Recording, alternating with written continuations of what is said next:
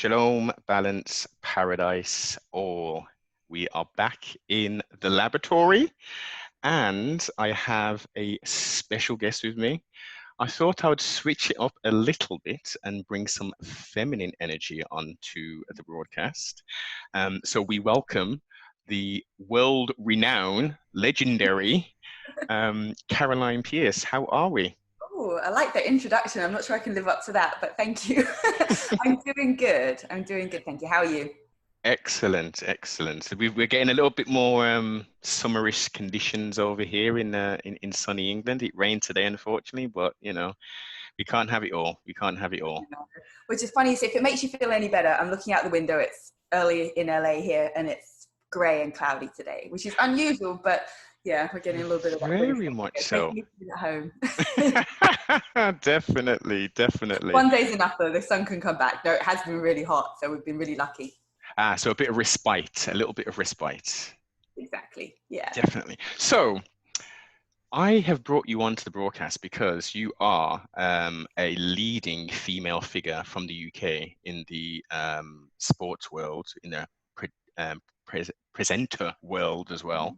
And I thought, I've seen a few interviews and I thought I would just touch on a few things and get a bit more deeper into the mind of Caroline, your past, present, future, your aspirations, goals, etc.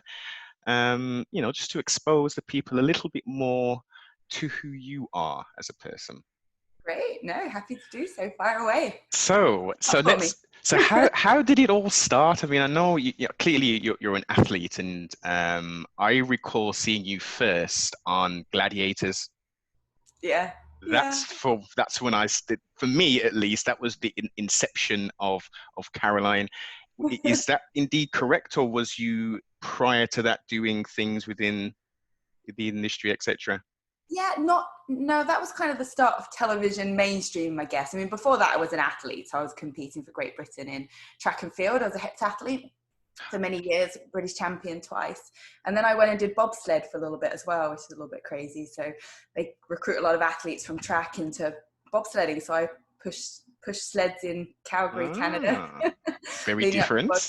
That year. Yeah, so I did that. And then when I got injured, I wanted to combine my passion for sport and my passion for television that I got a little bit of a taste of as well. And Gladiators came along, and that was fun and crazy, and something even as a kid I wanted to be a gladiator. So when they brought the show back, that was pretty much a dream come true. And then I combined that kind of TV love and sports passion and went down the sports presenting route, or sports hosting as we call it here in America.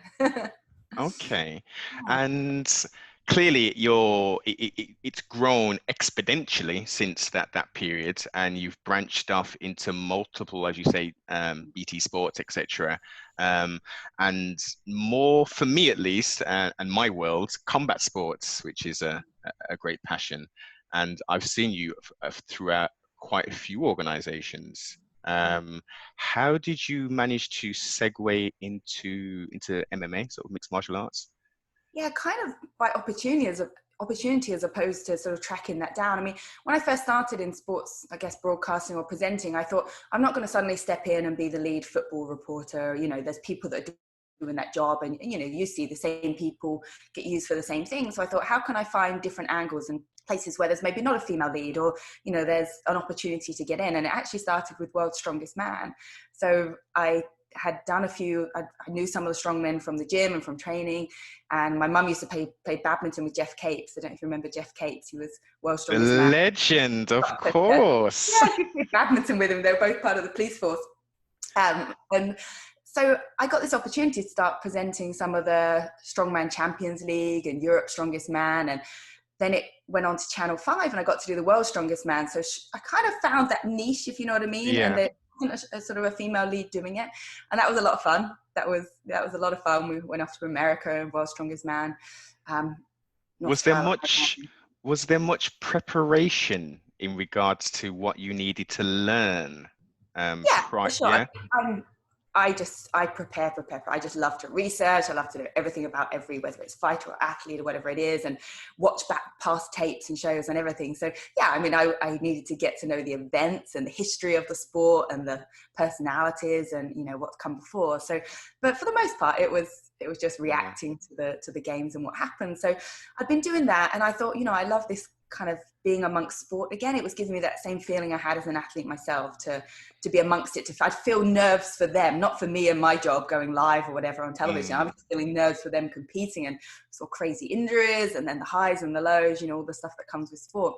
So I went about creating my own online series after that. I thought, you know, I really want to do this. I got some official kind of broadcasting training, and I created my own series at the time called for exclusive athlete media, and just kind of going about interviewing athletes, and whether it's ones that my agents at the time knew or personal contacts in track that I had. And I think it was that kind of showed BT Sport a little bit more of my work and what I'd done. I was also commentating a little bit on Eurosport for CrossFit, you know, the CrossFit Games, the fitness. Yes, I remember. Yeah. And all that stuff. And then when BT Sport launched as a channel, I was really gunning for the MotoGP. I've been a huge Formula One racing driver fan my whole life. I love bikes, and I've done a little bit of super bikes for Eurosport. So that was the job I wanted. I was like, I want to be the kind of Susie Perry of the bike world, and do that. And that season didn't start till the following year, and BT Sport was launching in August. And out of the blue, they contacted my agent, and I was on holiday at the time. I'm like, you know, we'd like to offer Caroline this show called UFC Beyond the Octagon. She'd be, you know, interviewing the fighters, hosting it with Gareth A. Davis, who's an expert in it. And I remember thinking, oh my gosh, like, I don't really know anything about MMA. I could name a few fighters and that was it. But my boyfriend at the time used to fight sort of more of an amateur level, but he'd done some fights. So for him, this was like amazing. It was like, okay, great. You can watch fights every second. Anyway, long story short, I've always kind of said, you say yes and you learn, right? When a big opportunity comes along. And we started with the live weekly show, and threw myself in at the deep end, and then just became a massive fan. Got to know so many of the fighters, watched hours and hours of tape just to, you know, even get to the point where I could do a show, and grew from there. So, and then more, like you say, more organizations and other sort of fight specific work came from there. But it all started on BT Sport with our UFC Beyond the Octagon show. Wow. And it's currently, so are you still doing the PFL stuff when that will come back into? Yeah. So the segue went that I did the show for BT. That show kind of came to an end, and we started going out to more of the events, and I started covering it in Vegas for BT Sport, and, you know, all over. And then I started working for Fight Pass, UFC Fight Pass, and doing the European events for them. And then I got a few shots with Fox Sports and moved out here. And then sort of ironically, as I moved out here, I ended up doing more for BT Sport living in America than, you know, we were doing back there, because I was, you know, literally within shooting distance of Las Vegas. So that all came great. And then, the PFL, we started 2 seasons ago.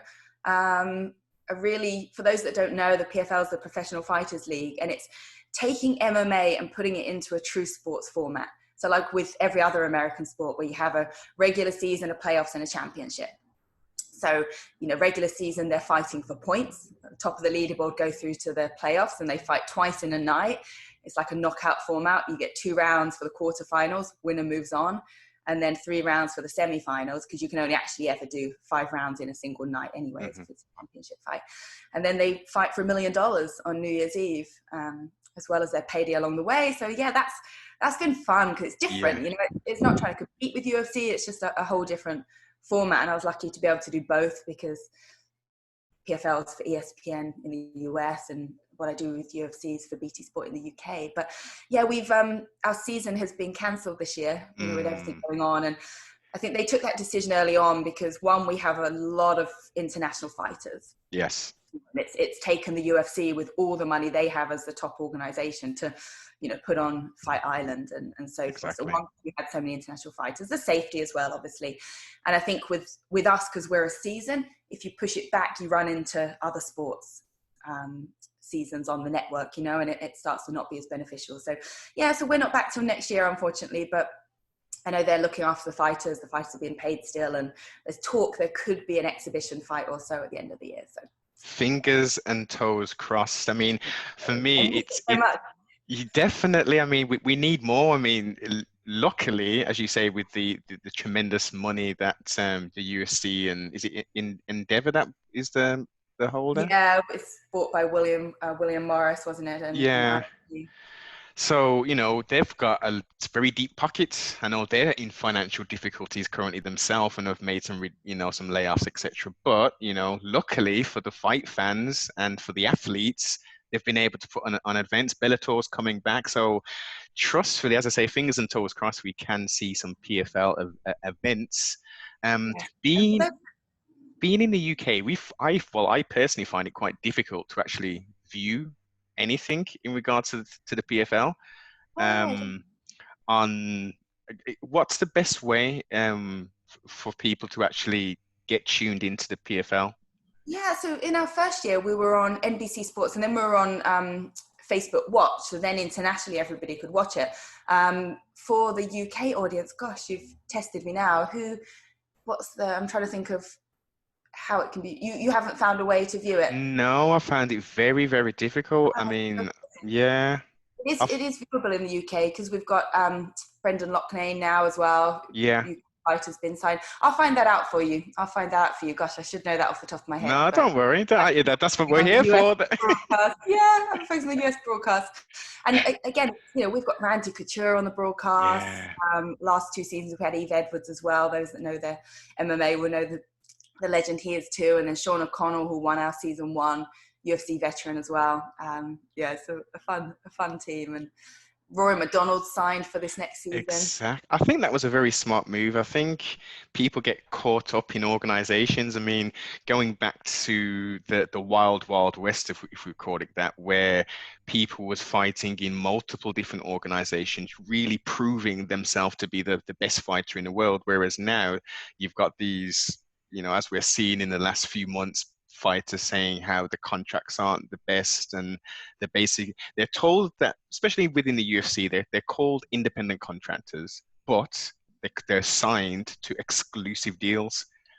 There's no, so it's very, very tricky, and I think it's good. The FC is an excellent organization, but I think we need more variety, and we need people to be able to go out to different organizations, not just pin their hopes and dreams on being a UFC champion, because that's ultimately, if we think about it, that's where the money comes from.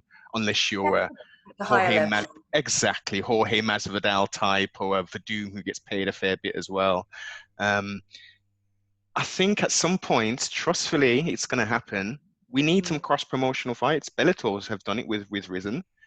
Yeah, that's true. That's true. And we do a good job of because we're on the same network in the US, we're on ESPN. We'll promote the UFC fights that are coming up that weekend because we're Thursday night fights until it gets to the championship and some of the playoffs. But we promote them going forward. But we have fighters that are, they're either former UFC fighters. Some of them gone on to be in the UFC. Others have, could well be there, but they're choosing a path that makes sense for them in terms of money and how they like to be taken care of. I mean, Kayla Harrison, who's our, female star of 100, we've got 155-pound women's division, the only one really. I mean, she won $1 million last year. I'm sure, they're paid very well as it goes on as well. And I think that's what attracting a lot of those fighters that are thinking this career is short, it's short, it's demanding, you can't even guarantee fights. And with the PFL, you're guaranteed a certain number of fights in the season in a pretty condensed period of time. And, some of them are like Rory McDonald. It made sense to him to get what he feels he's worth from his career. But yeah, it's, for a lot of them, the UFC is still the ultimate goal. For others, it's just variety and it's different. It's interesting as well. I saw that Paige Van Zant's now on the open market, isn't she? After her last UFC fight and with her husband fighting at Bellator, I wonder if she'll, and she's too small a weight class for the PFL. We're 155 pounds for the women, but I wonder if we'll see her in Bellator because she'd certainly be a big name for them, huh? Definitely. And I think Scott Coker has tweeted something out or did an interview and said, they're definitely interested in snapping Paige up. It's unfortunate. They got didn't they, as well? Yes. Well, it seems, I mean, it seems, yeah. yeah. If you, generally UFC fighters, once they leave, generally they're going straight to Bellator. That's usually the case. Or one championship. We've had a few Demetrius and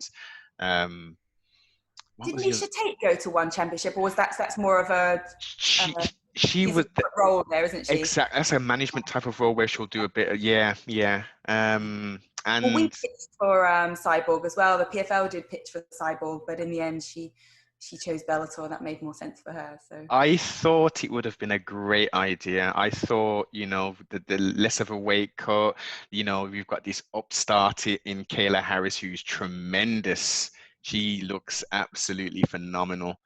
she's a Strike, dangerous woman. very Yeah. much so, and the striking is improving fight by fight. I think she's She very trained with Amanda Nunes as well. She's there at exactly. ATP and with the best in the world. So it's exciting to watch, and she's signed as well for what was meant to be this season, but when we come back next season. So Yeah. Do you think potentially Bellator and PFL could potentially do something together? I don't know. I mean, PFL has its set format though, so we run a season. So Yeah. it would probably have to be exhibition style fight. Exactly. Yeah. Yeah, opposed to I think, but who knows? With all of this, I mean, Dana White's proven it. Anything's possible. Did we think we'd have fights on an island, in the middle of a pandemic? No, but he's proven that anything's possible, and we have some real creative minds behind the PFL as well, and the plans they have moving forward. It's just obviously getting back into that season Yeah. next year. But yeah, I would say anything's possible, and why not? Why not? I think it would be good. I think it's good. So in some people's eyes, they think this cross promotion will hurt. Like for instance, if UFC put up, their champions against, for instance, Ryzen's champions and lose, that hurts their brand. But it doesn't. It shows the willingness. And we all know within an MMA fight, anything can happen. You can be a knockout, a flash knockout, a quick submission, anything can happen. Question for you. The UFC doesn't need to do that though, do they? They don't need to cross promote with Bellator. I mean, I can't even, to be honest, I can't see them necessarily ever doing that because there's not the best relationship, is there? Or not, there's not the best relationship. Take the relationship out of it. I would say no, they don't need to, but they can prove their dominance and solidify their dominance by saying, okay, we're clearly the market leader when it comes to MMA, because most people, when they talk about this subject, they say, are you a UFC fighter, for instance, rather than saying, are you an MMA fighter? So if they can go to multiple territories and say, okay, we're going to go to Ryzen, we're going to destroy all of their champions, then we're going to go to Bellator, then we're going to go to the PFL, for instance, LFA, and prove once and for all that the UFC has the best fighters. Yeah. I think that would be an excellent marketing ploy. I see what you're saying, and I always say anything's possible. I just don't know if the UFC will feel like they need to do that. I feel like they already are the best. Do you know what I mean? And they already potentially in their mind have the best fighters. Yes. And it becomes a little bit more like boxing then, doesn't it? Yes, but I think without the politics, which is kind of coming away from boxing, and fights are actually happening now a lot quicker, I think it gives everybody, the fans, the fighters, a true sense of, who's the best. Yeah. Because most people, if you're not in a UFC, I'll talk about one championship and I'll mention certain fighters and who on earth is that guy? He wouldn't stand a chance in the UFC. And I'll say, okay, let's look at his record. This guy is 30 victories, 2 defeats and 1 draw. Like he would be a very tough challenge. Yeah. We had the same platform. No, I hear you. I think it's just the true MMA fans that will be more privy to the fighters across all the organizations. Whereas I think people that are watching it more, recreationally, if you like, yes, in terms of, just it's promoted heavily, ESPN, etc. then, or, in the UK, they'll know the main names. But, as each organization is responsible for the promotion of their fighters and how well they get them out there, and it's we know it's entertainment as much as anything else. And it's, even the responsibility of the fighters themselves to build their own name. We've seen some of them characters and, so forth. And it's what people are looking for. What is your thoughts? Because I think for PFL, that's what separates. With PFL specifically, I would say, and one championship, they separate themselves totally from the pack in regards to, this is a competition.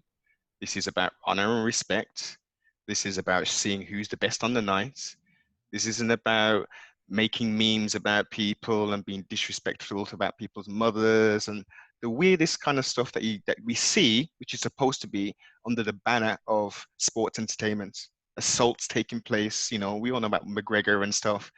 What's your what's your thoughts on all of that? Do you think it's Yeah, crossing the line, or do you think? that's right. The PFL have very much promoted themselves as, you win and you advance. It's not about how loud you talk. It's not about, your online antics or anything like that. It's purely you win, you get the points, you win in the playoffs, you move on to the championship. There's no sense of anything else. And as much, and we're still telling the stories. We still have fighters that have amazing backstories, and that's part of my job to share that through the reports and the interviews that we do.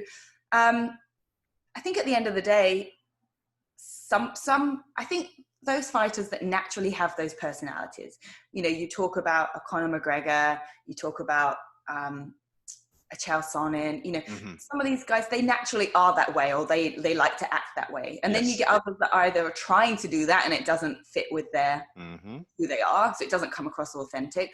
Or those that don't, a Leon Edwards, for example, he just wants to fight and he's bloody good at it. And, I think he will now, but, it's taken him a little while to be in that conversation as to getting that title fight opportunity. So I don't disagree or don't think it's a bad thing for fighters to try and do something to get their name heard in an organization such as the UFC, where that can definitely be beneficial. And Masvidal, that bundles of personality, backstory, all that. But at the end of the day, you've got to be a good fighter.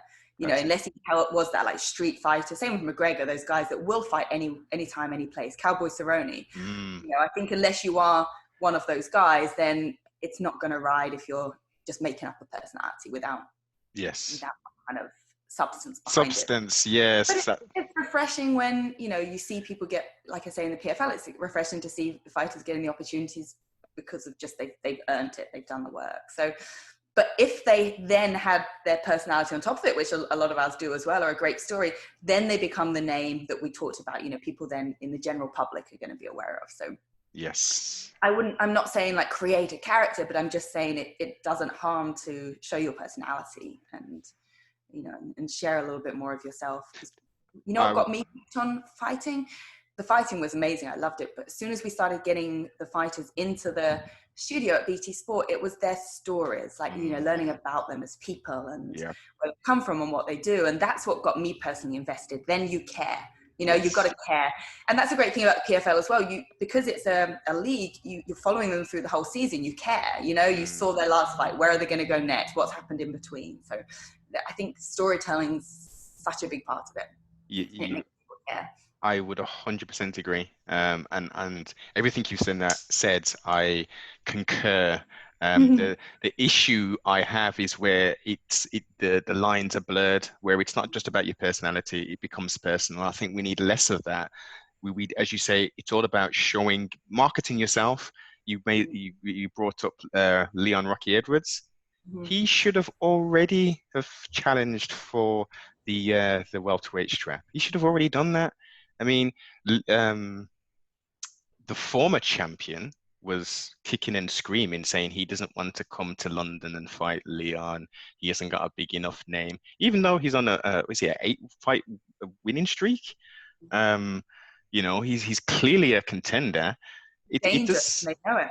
Very dangerous. That's why Jorge Masvidal didn't want to fight him, even though he physically assaulted him. And Rocky said, "You know what? I won't press charges, which I could." What is it? 2 piece in a soda? Or yes. 2-piece, 3-piece. Yeah, that's it. 3-piece in a soda. That's it. The infamous line. Yeah. And I mean, that created the story. That just shows, doesn't it? That kind of interest. Exactly. But which I think is a bit unfair on Rocky's side. He hasn't been able to capitalize on this. There's been no match with Jorge. Jorge's just exponentially rose into some huge figure, 1.3 million views on the last fight with Kamaru. Gilbert slid in there, by being courageous, skilled, and winning back-to-back fights to get into that position. Unfortunately, was tested positive, and we're just slowly but surely, everyone seems to just forget about Leon. Poor Leon's positive for COVID, as that could be taken the wrong way. yes, for COVID. Yeah, because you've got to be, back in the day that meant something else until indeed. Yes. And I think Leon's now been a victim of living in the UK while the only fights until, you know, Fight Island have been going on in the US. So who knows, maybe this narrative could be different if, you know, travel limitations hadn't happened and, you know, he had that fight. You know, he could have got stateside to fight Woodley. So I think he'll get his opportunity. And I think he's been quite smart in wanting to wait. You know, I think he turn down or say no, was it to Fight Island or to an opportunity because he wasn't ready because he hadn't been able to train properly under the COVID restrictions? I think that might have been, there was a reason why he didn't fly initially. Anyway, something Yes. like that. But No, you're right. You're right. He probably knows he's probably got one shot, you know, and then you might tumble down and you've got to build back up again. And he wants to be in the best shape. But I feel confident he'll get his opportunity. Yes. I just wonder whether he's got to do another fight beforehand. Trustfully. Or something like that. I mean, either way, I mean, Gilbert Burns is looking very good and he's improving. Love the character as well. I see Rocky taking him out in the 3rd or 4th round. If he fought Woodley, he would have taken him out again 3rd or 4th round. Usman now, I think that's going to be a very tough fight. I think naturally. They've fought before, haven't they? Exactly. Very early on. Yeah, early on in both of their careers, and it was just a grappling match. Yeah. You know what? Usman is very good. Yes. He's look, we know Masvidal didn't have a full specific camp, etc. But likewise, Usman didn't have a specific camp for Masvidal. But I think with his fight against Covington and then Masvidal, he's a very intelligent fighter as well. And even if it wasn't the fight that maybe was as exciting as some people may have liked, you know, especially compared to the fights that had come before that night, but he did, and Daniel Cormier talked about, he did what he needed to do to win and maintain being champion. And by being champion, where you earn the money and you get the opportunities. You know, he's smart. That's what he did. And I would like to see that fight again. I would like, because it was clear that Masvidal, you know, was a little less conditioned than we're used to seeing him as it went on. Can I bring a point into this? Yeah. A lot has been made about Masvidal and him only taking the fight on 6 days' notice or whatever it was. But if we rewind time, this has been built up from the press conference on International Fight Week or whatever it was, that altercation that they had, and then there was talks about it, and then it was about, oh, it's the money. So my question is, and I'm pretty sure this isn't the fact, but based upon the logic which is being presented, Masvidal is only going to start training for a fight once he's inked his name on the contract and the other person's name was on the contract. They knew that they was going to fight. The difference is the contract wasn't signed. So he was preparing for Usman. The difference was is that the money wasn't right. Well, I think that's why his takedown defense was so good as well. You know, he probably had been preparing. But I think there's a difference between he was training, he was in the gym. I think Dustin Poirier said he helped him in camp as well. You know, he helped him with his preparation, etc. So he was training and probably was fit, but there's fit and there's fight specific fit, right? And I think until you've inked your name on that bit of paper or you think you're going to be fighting, that second level, you know, both in terms physically and mindset, hasn't swept in yet. So I'm not saying it will be a completely different fight if he knew who was fighting him sooner. Yeah. But I feel like I don't know, he looked a little bit heavier to me in there than he normally would do. Would you agree? Yes, I would agree. But I mean, obviously he looked in shape and fit. He wouldn't have been there, he wouldn't have made weight otherwise. But I feel like we would see a slightly different Masvidal had he been trained, not that he known, because he knew he would at some point, he'd been training specifically for Usman. But then everyone talks about that. What about Usman? You know, he was preparing to fight a friend, preparing to fight someone with a very different skill set. He had I don't know if you heard, he had all the trauma. He arrived in Vegas, did his quarantine, was told Burns got positive for COVID, flew back again. It was on his way back. He was told, no, we've got you, Masvidal, come back again, come back, do it again. You know, I think the way all of these fighters have performed out there in Fight Island with all the way and the travel to even get there, the quarantine in their room when they get there, the heat when they go outside, etc. I think hats off to all of them for, you know, adapting and putting on the performances they have. Definitely. So I feel like it was as big an adaptation for Usman in some ways as it was for Masvidal. But I Yes. will say, do you agree that every fight that's had no crowd, whether it's been Florida, Vegas, and now Fight Island, I feel like we're seeing some of the best performances we've I ever would seen? agree. I would Really? agree. The for me, my only real low part was the Ferguson and Gaethje fight. That Right. broke my heart to see Tony get, dismantled like that. But Yeah. I on the mean, upside, Mr. El Kukui will be back stronger and faster and better. It was just heartbreaking to see him go through that.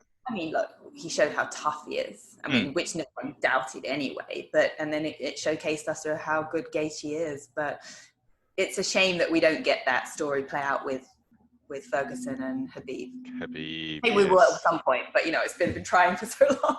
5 times. We need to see that. But based upon, as you say, with Gaethje's performance, which we cannot take anything away, he took some shots and he was doing some damage, body shots, them leg kicks, the body kicks. He's going to be some trouble. He's going to be some major trouble for Khabib. Major trouble. We could I'm potentially. excited for that fight. I am as well. It's I unfortunate what's think happened to his father.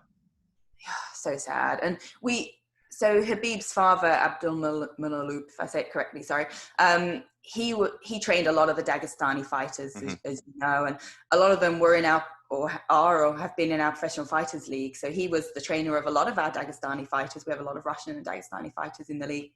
And I did a whole piece on Khabib's dad and, the role he's had in Dagestan, like, the pioneer that he is and how well respected he is. So I felt like I spent quite a lot of time studying his dad and, talking about his dad. And we had Khabib at some of the fights as well. His cousin Hmm. was fighting. So, yeah, I was obviously very sad for him and that whole community and, with what he brought to the sport. And I think, no one would expect Khabib to fight anytime soon as a result, but there's apparently his manager saying that he will fight before the end of the year. So We can see. We can but yeah, wait and see. Yeah, it's a tough one. It's a real tough one. It'd be interesting to see what happens. I mean, as you know, there was rumors of um, Conor supposed to be fighting Gaethje, but Gaethje said, "No, I'm not going to be doing that. I'm fighting Khabib, and that's it. That's my next fight," which makes sense. I mean, I don't think. Connor's frustrated. Connor's frustrated because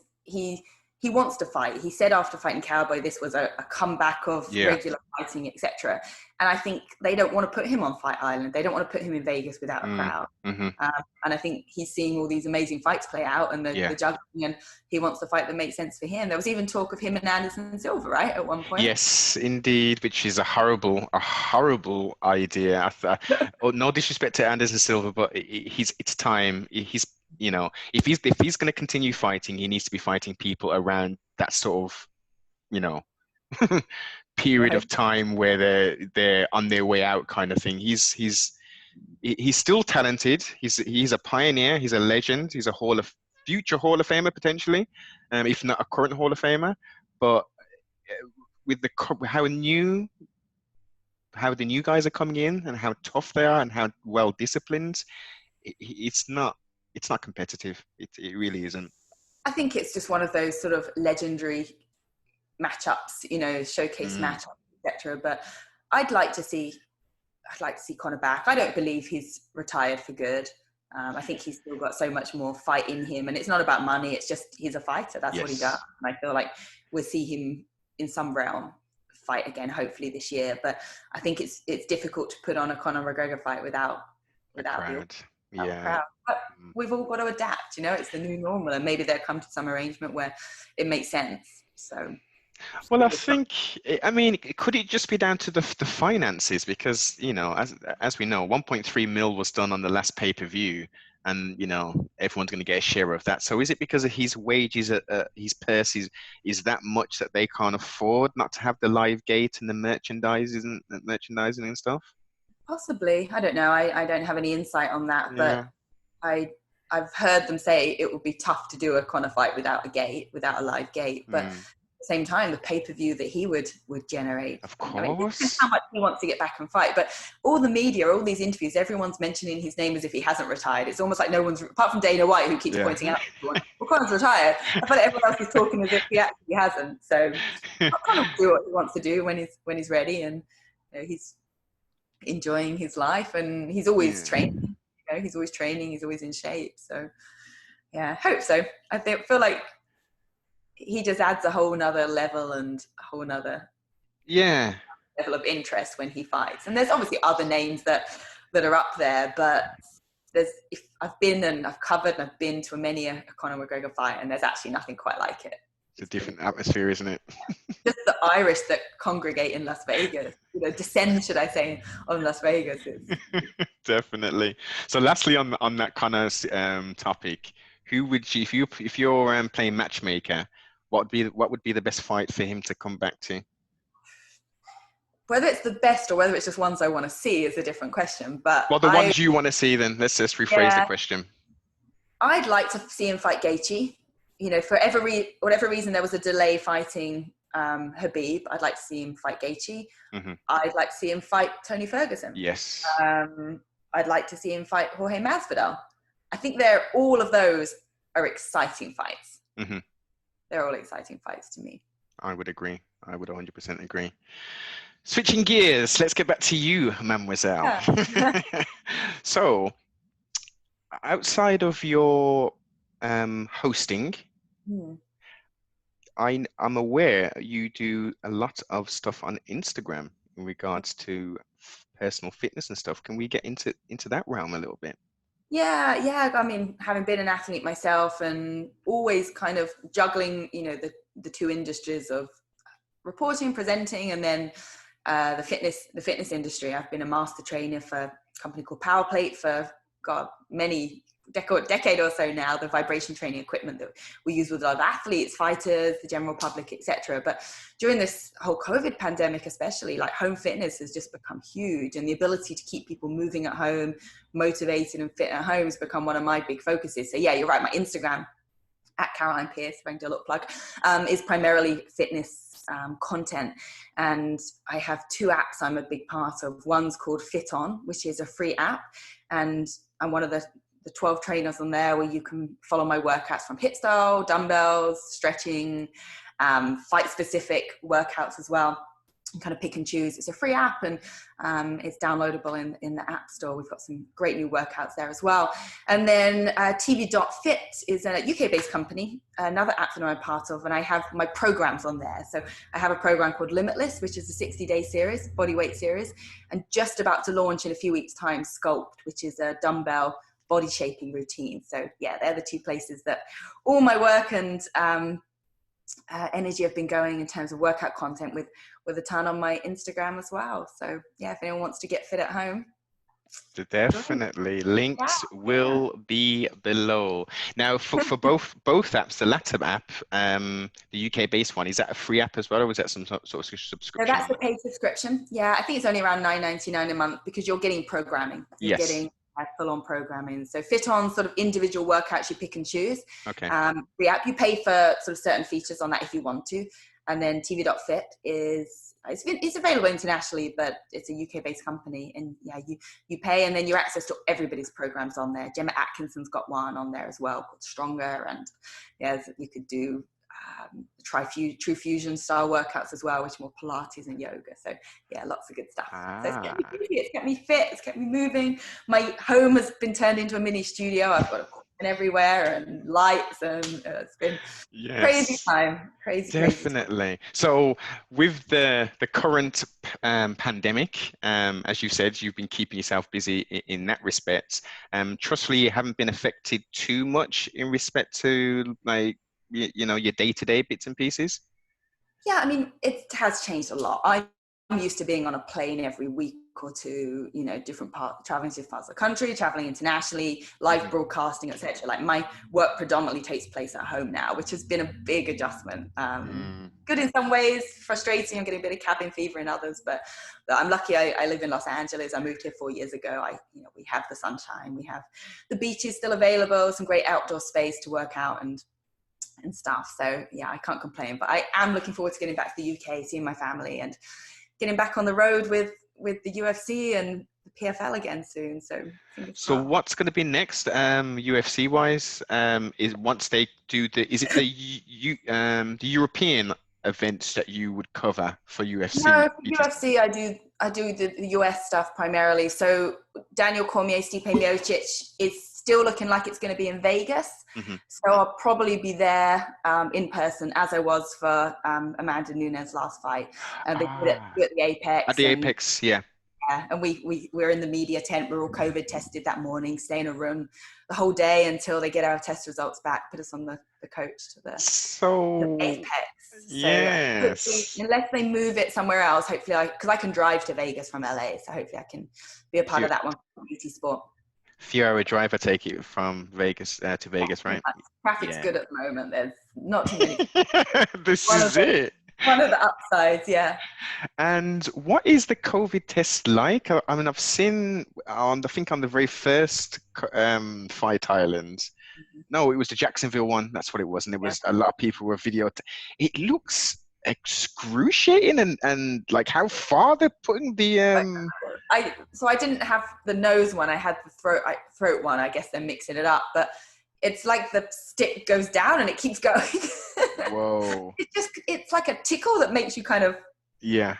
gag react a little bit, but it's fine. And then it stays with you a while as well. And even once they finished it, you're like, oh, I can still feel it. Is it still there?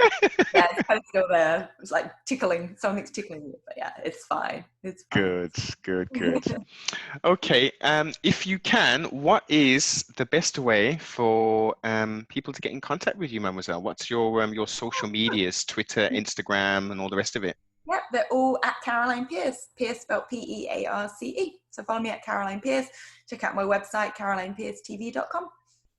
Wonderful. It has been an honor having you on. I appreciate it. Thank you for having No, me. definitely. And trustfully, we will get that exhibition event at the end of the year with the PFL in whatever guise it takes place. Trustfully, the quote unquote MMA gods have something really special, possibly a cross promotional thing or something like that. We never know. We will see. I hope so. Yeah, looking forward to getting back to work and getting on the road again. Definitely. But you stay safe, and thank you very much for your time. Thank you. Bye-bye.